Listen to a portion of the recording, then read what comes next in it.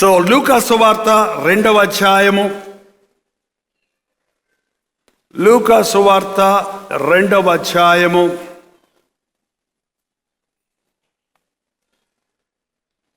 25వ వచనం చదువుతున్నాను, వినండి. యెరూషలేమునందు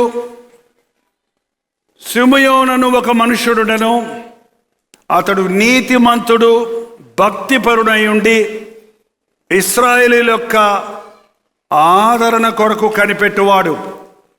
పరిశుద్ధాత్మ అతని మీద ఉండెను. అతడు ప్రభు యొక్క క్రీస్తును చూడక మునుపు మరణము పొందడని అతనికి పరిశుద్ధాత్మ చేత బయలుపరచబడి ఉండెను. ఆత్మావశుడై అతడు దేవాలయములోనికి వచ్చెను. అంతటా ధర్మశాస్త్ర పద్ధతి చొప్పున ఆయన విషయమై జరిగించుటకు తల్లిదండ్రులు శిశువైన యేసువును దేవాలయంలోనికి తీసుకొని వచ్చినప్పుడు అతడు తన చేతులలో ఆయనను ఎత్తుకొని దేవునిని స్తుతించుచు ఇట్లా, నేను ఇక్కడ ఒక వ్యక్తిని చూస్తూ ఉన్నాం, నిండు వృద్ధుణ్ణి చూస్తూ ఉన్నాం. మరియా ఒక యవనస్తురాలు, ఆమె కన్యక. ఆమెకు గాబ్రియేలు దూత కనబడి, దయాప్రాప్తురాలా, నీకు శుభము, నీవు గర్భవతి వై కుమారుని కందువు అన్నప్పుడు, నేను పురుషుని ఎరుగని దానిని, ఇది ఎలాగూ సాధ్యమైనప్పుడు సర్వోన్నతుని శక్తి నిన్ను కమ్ముకొనును అన్నప్పుడు ఆమె మారు మాట్లాడకుండా, ఇదిగో ప్రభువు దాసురాలను, ఆయన చిత్తము చొప్పున నాకు జరుగును గాక అని దేవునికి అప్పగించుకుంది. అలాగే యోసేపుకు ప్రదానం చేయబడిన కన్యక అయిన మరియను గురించి, ఆమె గర్భవతి అయిందని తెలిసినప్పుడు యోసేపు ఆశ్చర్యపడ్డాడు, బాధపడ్డాడు. నీతిమంతుడైనందున ఆమెను అవమానపరచడంలక రహస్యముగా ఆమెను విడనాడాలని అనుకున్నాడు. కానీ గాబ్రియేలు దూత యోసేపుకు కలలో ప్రత్యక్షమై, మరియను చేర్చుకున్నట్టుకు నీవు వెనకాడవద్దు, ఆమె గర్భవతి అయినది సర్వోన్నతుని శక్తి వలన సర్వోన్నతుని దేవుని కుమారుడు అనబడను, ఆమె కుమారుని కనును, ఆమెకు యేసు అని పేరు పెట్టుదు అన్నప్పుడు మారు మాట్లాడకుండా విశ్వసించి ధర్మశాస్త్రాన్ని ఎరిగిన, లేఖనాలను ఎరిగిన యోసేపు మరియను చేర్చుకొని ఆమె కుమారుని కను వరకు ఆమెను ఎరుగకుండెను. మరియ యోసేపులో నజరేతు వాస్తవ్యులు. అదే సమయంలో ప్రజాసంఖ్యలు, జనాభా సంఖ్య తీయవలనని కైసరు అగస్తు వలన ఆర్డర్స్ వచ్చినందున ఎవరెవరు వారి వారి ఊళ్ళకు వెళ్ళాలన్నప్పుడు యోసేపు మరియను వెంట పెట్టుకొని, దావీదు గోత్రానికి చెందినవాడు గనుక, దావీదు వంశానికి చెందినవాడు గనుక, యూదా గోత్రానికి చెందినవాడు గనుక నజరేతు నుండి బెత్లెహేముకు నిండు చూలాలిగా ఉన్న మరియను వెంట పెట్టుకొని ఊరికి గాడిద మీదనే వాళ్ళు ప్రయాణం చేసినట్టు 5-6 రోజుల ఆ ప్రయాణం సాధారణంగా పడుతుంది. ఆమె గర్భవతి కనుక అక్కడక్కడ వాళ్ళు బ్రేక్స్ తీసుకొని వెళ్ళుంటే కొన్ని దినములు ఆ ప్రయాణమై వాళ్ళు బెత్లెహేముకు చేరినప్పుడు అక్కడ ఎవరు వారిని ఆహ్వానించలేదు. నా ప్రభువు తల్లి నా దగ్గరకు వచ్చుట నాకెంత ధన్యతని జకరయ్య భార్య మరియను ఆహ్వానించింది. కానీ ఇప్పుడు నిండు చూలాలిగా గర్భవతిగా ఉన్న మరియను, యోసేపును ఎవరు గుర్తించలేదు. ఆ సమయంలో సత్రంలో స్థలం లేనందున పశువులను కట్టివేసే ఆ యొక్క శాలలో ఆమె బిడ్డను ప్రసవించటం ఎవరినండి? రాజాది రాజు అయిన ప్రభు, పరలోకపు సింహాసనాన్ని వదిలి వచ్చిన ప్రభు ఈ లోకంలోనికి వచ్చినప్పుడు ఆయనకి స్థలం లేదు. సిమెయోను చాలా ముసలోడు. ముసలోళ్ళు అయిన తర్వాత అండి, నేను ముసలోండే, ఓకే, అంత యాక్టివ్నెస్ ఉండదు. మేము నవ్వినా కూడా నవ్వినట్టు కనపడదు. లొట్ట పళ్ళు కనపడతాయి, పొగలడు లొట్టబడిపోయి ఉంటాయి, ముఖం అంతా పీక్కపోయి ఉంటుంది, నరాలన్నీ బాగా హుషారుగా ఉండవు. కాబట్టి చాలా ఇట్లా అట్టగా నవ్వుతాం. ఏంటంటే కొంతమంది అలాగే ఉంటారు, ముసలోళ్ళు కాదు, యవనస్తులే అలా ఉంటారు. అది నా విచిత్రం, నా బాధ అది చూడండి. కానీ సీమోను అంత నిండు వృద్ధాప్యం అంటే 100 సంవత్సరాల నుంచి మించి ఉంటాయో లెక్కలు కట్టారండి. యేసు ప్రభువును చూడకముందు చావడు అని పరిశుద్ధాత్ముడు చెప్పాడంటే, నీకున్న భక్తిని బట్టి, నీకున్న విశ్వాసమును బట్టి, నీవు యేసు క్రీస్తు ఈ లోకంలోనికి నీవు నమ్మిన ప్రభువు వచ్చే వరకు నిన్ను ఈ లోకం నుంచి నేను తీయను, నువ్వు చూస్తావు అని చెప్తే అంతగా ఆశ పెట్టుకొని కూర్చున్నాడు. ఒక విధంగా చెప్పాలంటే క్రిస్మస్ ఎప్పుడు వస్తుందా, క్రిస్మస్ ఎప్పుడు వస్తుందా, క్రిస్మస్ ఎప్పుడు వస్తుందా అన్నట్టు ఎదురు చూస్తున్నాడు అన్నమాట. ఎందుకు? కేకుల కోసమా, బట్టల కోసమా, ఆర్భాటం కోసమా, పిల్లలు వేసే స్కిట్స్ చూడటం కోసమా? దేనికోసం? రక్షకుడిని నేను చూడాలి. యేసులో మరొక గొప్ప కోణములో మరొక ప్రత్యక్షతను నేను చూడాలి. ఎన్ని క్రిస్మస్లు నీ జీవితంలో చెల్లిపోయినాయో, ఒక డైమండ్ తీసుకుంటే ఆ డైమండ్ ఎన్ని కోణాలు ఉంటాయో తెలుసా అండి? అవి ఎన్ని రిఫ్లెక్షన్స్ ఇస్తాయో తెలుసా? అలాగూ ప్రతి క్రిస్మస్లోనూ క్రీస్తులో ఉన్నటువంటి ఆ వెలుగు కిరణాలు నీవు చూడని కోణంలో, ఇంతవరకు నీకు ప్రత్యక్షపరచని కోణంలో నువ్వు చూడగలుగుతావు. అందుకే ఆధ్యాత్మిక జీవితంలో ఆరితేరిన వారు క్రీస్తులో ముందుకు సాగుతుండగా నూతనత్వాన్ని పొందుతారు, నూతన సంతోషాన్ని పొందుతారు, నూతన ప్రత్యక్షతను పొందుతారు, నూతన అభిషేకమును పొందుతారు. ఎప్పుడు నేను క్రీస్తును చూడాలా, మనసంతా కేంద్రీకరించి హృదయమంతటితో నేను ఆయన్ని స్తుతించాలా? కాచుకొని ఉన్నాడు ఆ ముసలాయన పాపం. 8వ రోజున యేసు క్రీస్తుని ధర్మశాస్త్ర ప్రకారంగా నామకరణం చేయడానికి, సున్నతి చేయడానికి దేవాలయంలోనికి బెత్లెహేము నుండి యెరూషలేముకు తీసుకొని వచ్చారు. యెరూషలేము మరియ యోసేపులు ఎంత భక్తి కలిగిన వారో, ఎంత వాక్యానుసారంగా ప్రవర్తించేవారో, ఎంత దేవుని యందు వినయం కలిగిన వారో, దేవునికి లోబడేవారో, దేవుడి చిత్తాన్ని ఎరిగేవారో చూడండి. దేవునికి నమ్మకస్తులు కావాలి. ఆ రోజు మరియ యోసేపులను కోరుకున్నాడు, ఈ రోజు మనల్ని కోరుకుంటున్నాడు. ఆ రోజు బాలుడైన యేసుక్రీస్తు వారికి అప్పచెప్పాడు, ఈ రోజు యేసు సువార్తను మనకు అప్పచెప్తున్నాడు. యేసు క్రీస్తులైన పరిపూర్ణుడైన క్రీస్తు నామములో ఉన్న అధికారాన్ని, ఆశీర్వాదాన్ని నీ చేతికి ఇవ్వాలని ఆశపడుతున్నాడు. నీవు దాన్ని లోకానికి పంచాలని దేవుడు ఇష్టపడుతున్నాడు. అందుకు దేవుని క్రిస్మస్ అంటే, అది క్రీస్తును ఆరాధించడం అంటే. అందుకు ఈ దినాన మనం దేవుని సన్నిధిలో ఎదురు చూడాలి. ఈ రోజు నేను క్రీస్తును మరొక కోణంలో, మరొక ప్రత్యేకమైన అభిషేకంతో నేను ఆయన్ని గుర్తించాలి. ఆయన అభిషేకాన్ని, ఆయన ఇచ్చే సంతోషమును, ఆయన ఇచ్చే ఆత్మబలాన్ని నేను పొందాలి. ఆయన్ని లోకానికి నేను అందించాలి.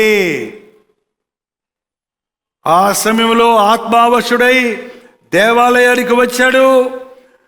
28వ వచనం, యేసు దేవాలయంలోనికి తీసుకొని వచ్చినప్పుడు అతని చేతులతో ఆయనను ఎత్తుకొని దేవుని స్తుతించుచు ఏమన్నాడండి? ఇట్లా, నేను నాదా, ఇప్పుడు నీ మాట చొప్పున సమాధానముతో నీ దాసుని పోనిచ్చుచున్నావు. అన్యజనులకు నిన్ను బయలుపరచుటకు వెలుగుగాను, నీ ప్రజలైన ఇశ్రాయేలులకు మహిమగాను, నీవు సకల ప్రజల ఎదుట సిద్ధపరిచిన నీ రక్షణ నేను కన్నులార చూచితిని. హల్లెలూయా.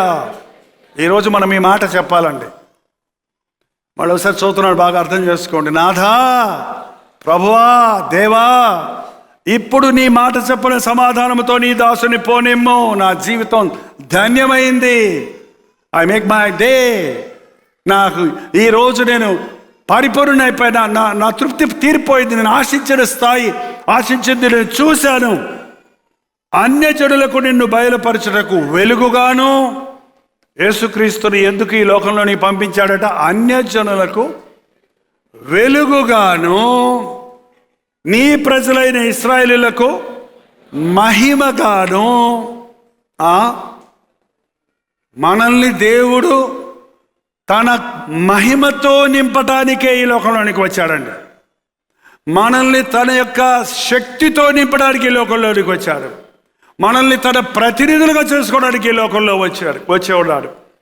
నిన్ను కూడా క్రీస్తులాగా మార్చడానికి ఈ లోకంలోనికి వచ్చి ఉన్నాడు.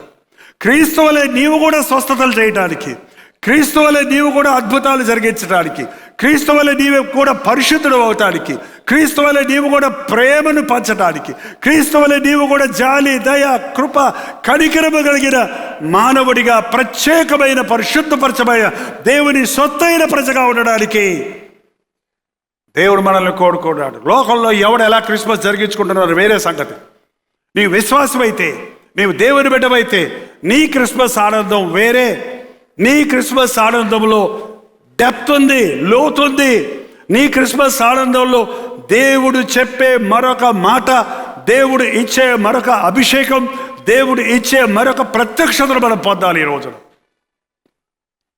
దేవుని బిడ్డలమైన మనం మహిమగా ఉండాలని కోరుకుంటున్నాడు.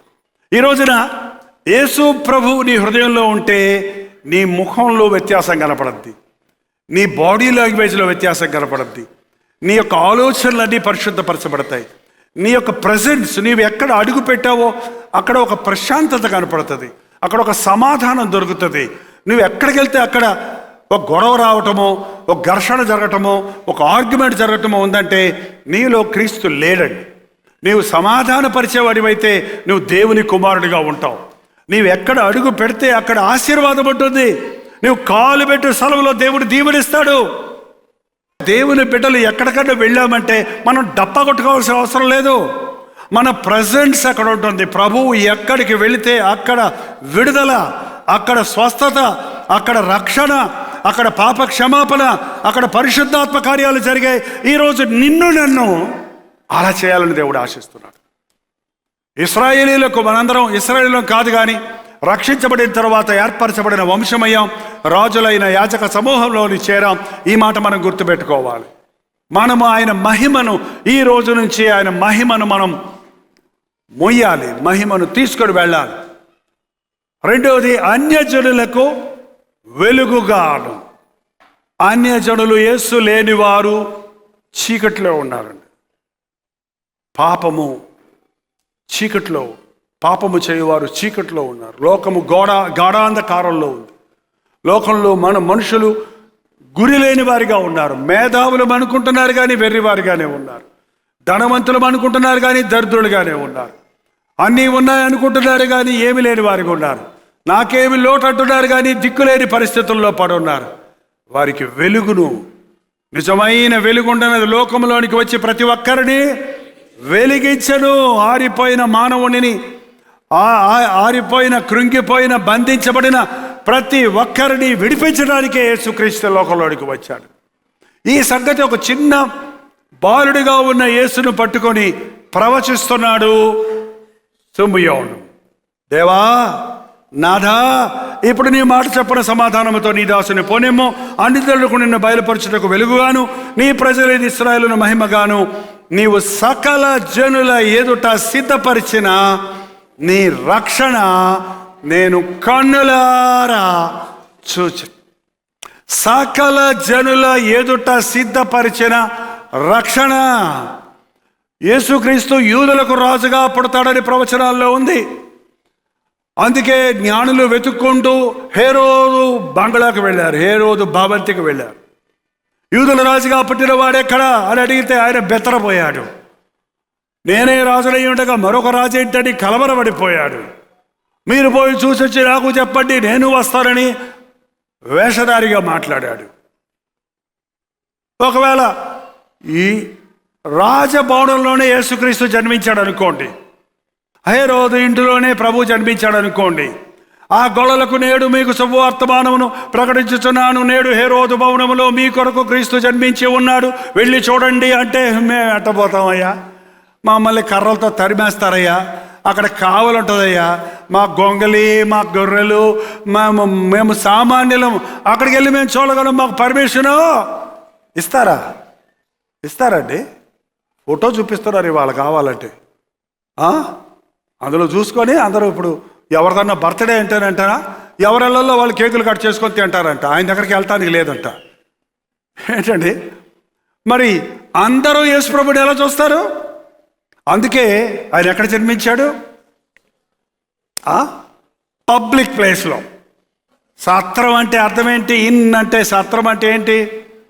ఎవరైనా వెళ్ళొచ్చు. బస్ స్టాండ్ నాది అంటాడు ఎవడన్నా. బస్ స్టాండ్ నిలబడే, బస్ స్టాండ్ ఎవరిదంటే అందరూ నిలబడవచ్చు, అక్కడ అందరూ వెయిట్ చేయొచ్చు. ఏంటంటే రైల్వే ప్లాట్ఫామ్ మీద అందరూ పడి ఉంటారు, మూటలు ముళ్ళలు కట్టుకొని పడి ఉంటారు, అక్కడ తింటుంటారు, అక్కడే పడుకొని నిద్రపోతుంటారు, కునిపాట్లు పడుతుంటారు. అలాగే ఉంటుంది సత్రం ఆ రోజుల్లో. ఇవాళలాగా లాడ్జ్ అంటే మంచి డీసెంట్ బెడ్స్ అన్నీ ఉండేవి కావు. ఒక ఖాళీ స్థలం అల్లరి చిల్లరగా ఉంటుంది, కుప్పల కుప్పలుగా మూటలు పెట్టుకొని కూర్చున్నారు అక్కడే. అందుకే మరీ అక్కడ ప్రసవించడానికి అనుకూలంగా లేదు, గలిబిలిగా ఉంది, క్రౌడెడ్గా ఉంది, సామానులతో నిండుంది, శబ్దాలతో నిండుంది. కాబట్టి కొంచెం లోపలికి వెళ్ళి ఆ పశువులు కట్టివేసే గుహలో ఆమెకు ప్రవేశి ఉంది కాబట్టి అక్కడ ప్రసవించింది. అక్కడ ఉన్న పశువులు మేత వేసే తొట్టెలో బిడ్డను పొరండి బిడ్డ. ఇప్పుడు ఎవరు వెళ్ళొచ్చు? ఎవరైనా వెళ్ళొచ్చు. యేసు ప్రభువును చూడటానికి రాజుగారు కావాలన్న ఆ జ్ఞానులు మనం అనుకున్నట్టుగా మన చిన్నపిల్లలు వేసిన వేషాల్లా కాదండి. వాళ్ళు జమీందారులు, వాళ్ళు they are experts in everything, they are rich people, వాళ్ళు మంచి మేధావులు, మంచి జ్యోతిష్క శాస్త్రం తెలిసిన వాళ్ళు, సైన్స్ తెలిసిన వాళ్ళు, వారు అన్వేషణలో ఉన్నవారు. యేసయ్య ఉన్న చోట నిజమైన ఆనందం ఉందండి, నిజమైన తృప్తి ఉంది, నిజమైన ఐశ్వర్యం ఉంది. ఎవరైనా రావచ్చు యేసు ప్రభు దగ్గరికి. యేసు ప్రభువుని వృద్ధుడైన అనుభవశాలైన సిమోను దగ్గరికి మరియా యోసేపులు తీసుకెళ్లారా, లేక యేసు ప్రభు దగ్గరికి ఆ ముసలాయన వచ్చాడా? ఎంతసేపా? ఆత్మావేశుడై నీవు ఆశిస్తున్న, నీవు ఎదురు చూస్తున్న రక్షకుడు వచ్చాడని ప్రేరేపించబడిన వాడై సరిగ్గా సమయానికి ప్రభు దగ్గరకు వచ్చి ప్రభువును చేతుల్లోనికి తీసుకొని, నాదా ఇప్పుడు నీ మాట చొప్పున సమాధానముతో నీ దాసుని, అరే శిశువునుకు తను దాసుడట. పండు వృద్ధుడైన వాడు ఏమంటున్నాడండి? ఆ శిశువుని చూచి దాసుడు అంటున్నాడు. కారణం ఆయన శిశువును చూడలా, సిలువ వేయబడిన క్రీస్తును చూశాడు, పునరుద్ధారుడైన క్రీస్తును చూశాడు, మేఘారుడైన ఆర్భాటముతో దూతల సమూహంతో వస్తున్న యేసు క్రీస్తుని రాజాది రాజును చూశాడు. కాబట్టి ఏమంటున్నాడు? దాసుడైన నేను.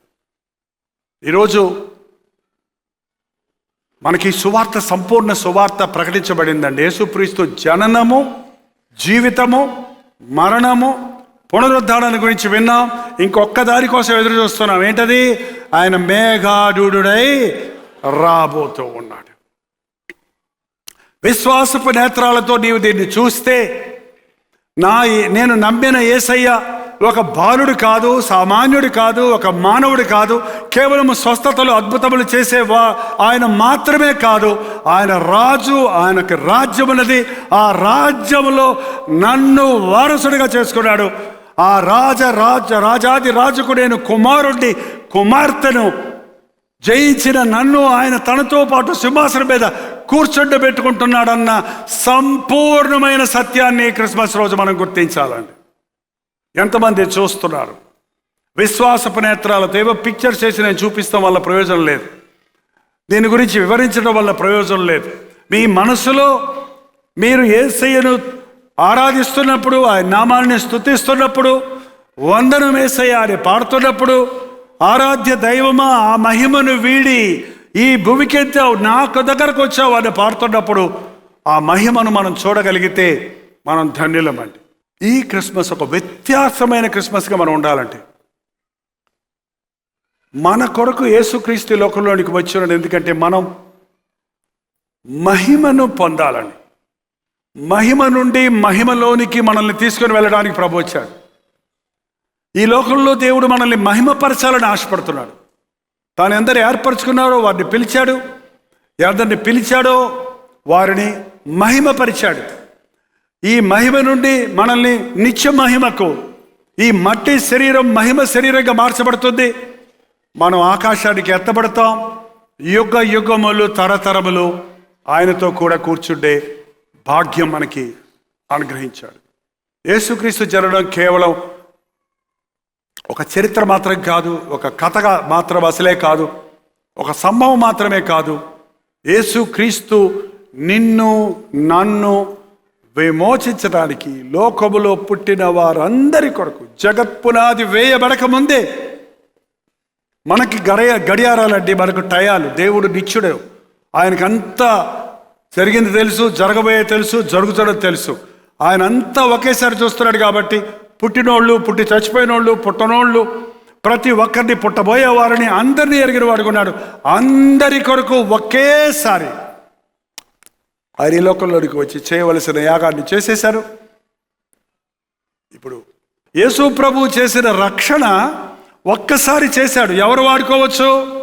నమ్మిన వారందరూ, ఆయన అంగీకరించిన వారందరూ ఆ రక్షణ భాగ్యమును పొందొచ్చు, ఆ పరలోక రాజ్య వారసత్వాన్ని పొందొచ్చు, పాప క్షమాపణను పొందొచ్చు. నిలబడండి.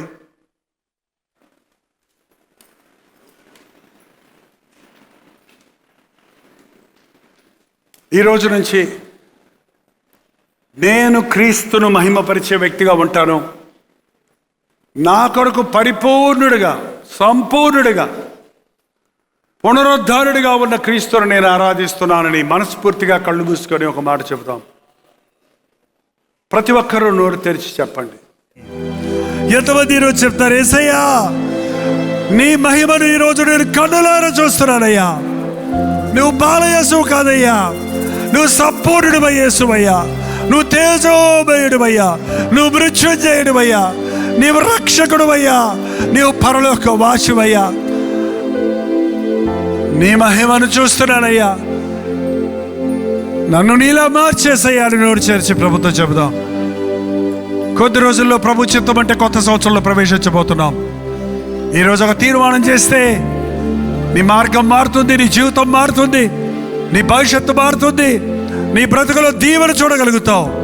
ఇదిగో యేసయ్యా, తగని వాడి నేను నన్ను ఇంత ప్రేమించావు, దిక్కులేని నన్ను ఇంతగా చేరదీశావు, ఇదిగో నా జీవితం నీకు అప్పగిస్తున్నానని చెప్పండి. అలా చెప్పిన వారు మీ కుడి చేతి చూపించండి. ప్రభు మీ హస్తాలు చూస్తున్నాడు. ఈ రోజు నుంచి క్రీస్తు కొరకే నేను జీవిస్తా, క్రీస్తు కొరకే జీవిస్తా.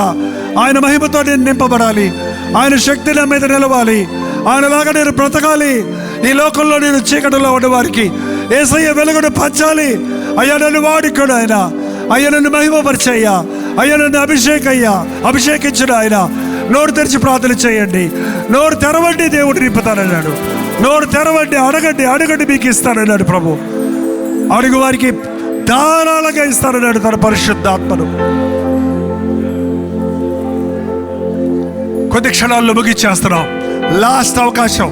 మనుషులు ప్రేరేపిస్తుంటే చెయ్యెత్తడానికి సిగ్గుపడొద్దు, భయపడొద్దు. చెయ్యెత్తితే ఏముందిలే అనుకోవద్దు. మనుషుల ముందు నొప్పుకోవడానికి సిగ్గుపడేవారిని తండ్రి ఎదుట నేను సిగ్గుపడతాడన్నాడు ప్రభు. పరలోకం తగ్గి చూస్తుంది, ప్రభు నీ హృదయంలోకి చూస్తున్నాడు. నీ హృదయ ఆలోచనలు బయట పెడుతున్నాడు. నీకు మోసపూరితమైన హృదయం ఉందా? వేషధారణ హృదయం ఉందా? స్వనీతితో నిండిన హృదయం ఉందా? అదిగో నీ సంగతి నీకు తెలుస్తుండగా నీ సంగతి దేవునితో చెప్పుకో. మన పాపములు మనము ఒప్పుకొనిన యెడల ఆయన నమ్మదగిన వాడు, నీతిమంతుడు కనుక మన సకల దుర్నీతులని మనల్ని పవిత్రంగా చేస్తాడు. యేసుక్రీస్తు రక్తము ప్రతి పాపము నుండి మనల్ని పరిశుద్ధులుగా చేస్తుంది. పాపిగా వచ్చావేమో, పరిశుద్ధుడిగా వెళ్ళాలి. ఇక్కడి నుంచి ప్రభు సాక్షిగా బ్రతకాలి. ముందున్న సంవత్సరంలో అభిషేకించిన ఆయన, నన్ను అభిషేకించయ్యా, నన్ను దర్శించయ్యా, నన్ను స్వస్థపరిచయ్యా, నన్ను క్షమించయ్యా. ప్రతి ఒక్కరు ప్రార్థన చేయండి. ఒక్క నిమిషం. పరిశుద్ధుడా, ప్రేమగల తండ్రి, ఒక్కసారి నీ నామంలో మా హృదయాలు తెరిచి నీ సన్నిధిలో నిలబడిన మమ్మల్ని చూడు నాయనా. ఈ ఆవరణలో ఉన్న ఒక్కొక్కరిని చూడయ్యా. మా హృదయ ఆలోచనలను చూడగలిగిన దేవా, మా హృదయ రహస్యాలు ఎరిగిన ప్రభువా, మా హృదయ వాంఛలను తీర్చే యేసయ్యా నీకు వందనాలయ్యా. ఏ గుండెల్లో నుంచి ఏ మొర వినబడుతుందో, నేను కూడా దేవుని కొరకు బ్రతకాలని ఎవరు ఆశిస్తున్నారో, నన్ను కూడా దేవుడు క్షమిస్తాడా అని ఎవరు మూలుగుతున్నారో, నా బ్రతుకు నిజంగా మారుతుందా, నాకింకా భవిష్యత్తు ఉందా అని ఎవరెవరు ఆలోచిస్తున్నారో, ప్రతి హృదయంలోనికి తొంగి చూడయ్యా. మనుషులకు అసాధ్యము కానీ నీకు అసాధ్యమైనది ఏది లేదు కదా. మమ్మల్ని మార్చగలవు, మా భవిష్యత్తును మార్చగలవు, మా బ్రతుకులు మార్చగలవు. మా హృదయాలు మార్చగలవు. మా స్థితిని చూచి జాలిపడి మమ్మల్ని లేవనెత్తే యేసయ్యా నీకు వందనాలయ్యా. భక్తిలో పడిపోయిన వాళ్ళు ఇక్కడ ఉన్నారయ్యా. భక్తిలో జారిపోయిన వాళ్ళు ఇక్కడ ఉన్నారయ్యా. భక్తిలో నిలిచిపోయిన వాళ్ళు ఇక్కడ ఉన్నారయ్యా. అట్టి వారిని ఈ క్రిస్మస్ దినాన్ని నజరేయుడైన యేసుక్రీస్తు నామములో విడుదల చేయించున్నాము నాయన.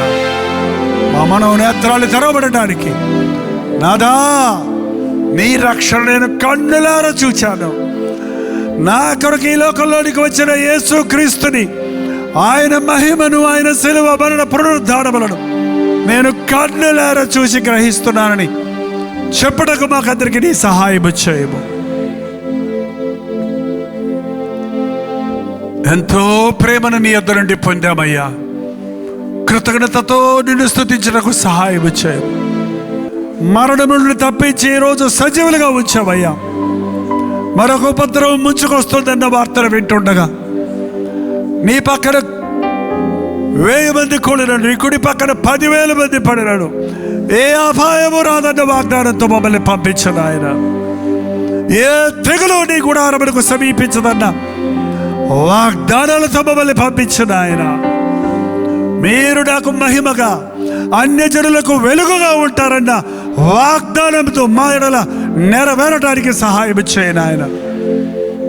ఇక్కడ నుండి వెళ్ళేవారు ఎవ్వరూ నీ రక్షణ అనుభవాన్ని పొందకుండా ఈ ఆవరణ విడిచిపెట్టుటకు ప్రయత్నించకుండా చేయము నాయన.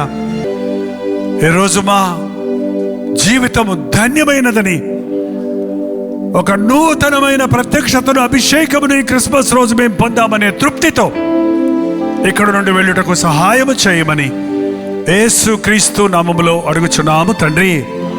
ఆమేన్, ఆమేన్.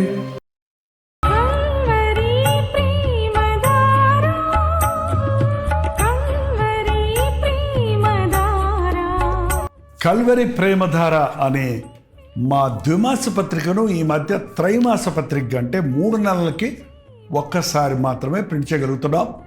మరి గత 40 సంవత్సరాల పైబడి కొనసాగుతున్న ఈ పత్రికను ఆపు చేయటం ఇష్టం లేక దీన్ని త్రైమాస పత్రికగా మార్చున్నాం. మీరు కల్వరి ప్రేమధార పత్రికను చదువుతున్నారా? ఒక ఉచిత పత్రిక కావాలంటే ఇవ్వాలే మీ పేరు, చిరునామా, అడ్రస్తో పాటు ఇంటి నెంబర్తో పాటు క్లియర్గా పంపించండి. తప్పకుండా ఒక ఉచిత పత్రికను మీకు పంపిస్తాం.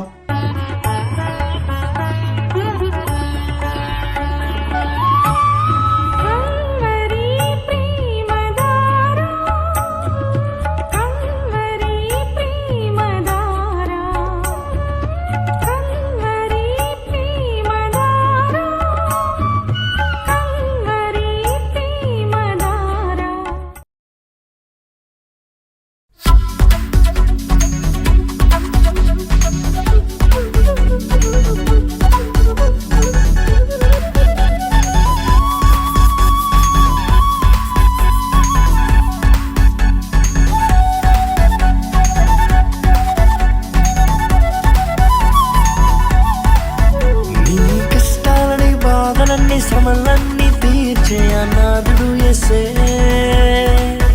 నీ కష్టాలని బాధలన్నీ శ్రమలన్నీ తీర్చే అనాథుడు యేసే. ఆది నుండి ఉన్నవాడు ఆ దేవుడు, అద్భుతాలు చేసేవాడు నా యేసుడు. ఆది నుండి ఉన్నవాడు ఆ దేవుడు, అద్భుతాలు చేసేవాడు నా యేసుడు.